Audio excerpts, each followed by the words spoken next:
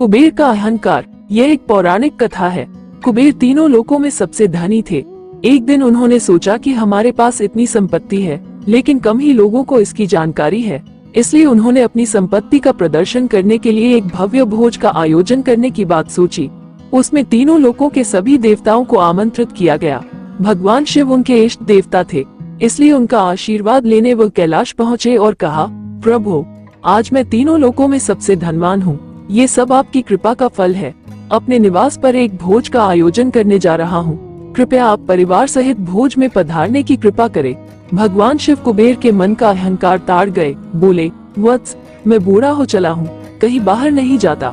कुबेर गिड़गिड़ाने लगे, भगवान, आपके बगैर तो मेरा सारा आयोजन बेकार चला जाएगा। तब शिव जी ने कहा, एक उपाय है, मैं अपने छोटे बेटे गणपति को तुम्हारे भोज में जाने को कह दूंगा। कुबेर संतुष्ट होकर लौट आए।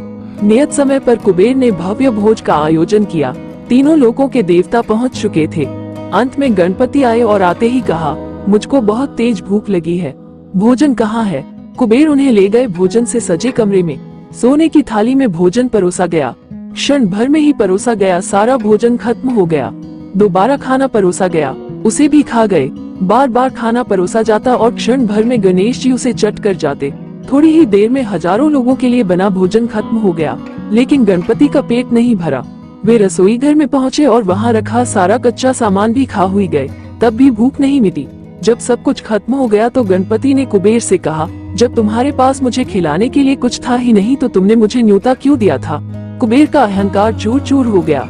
इसी तरह की कथाएं सुनने के लिए प्लीज मेरे चैनल को लाइक कीजिए और सब्सक्राइब कीजिए।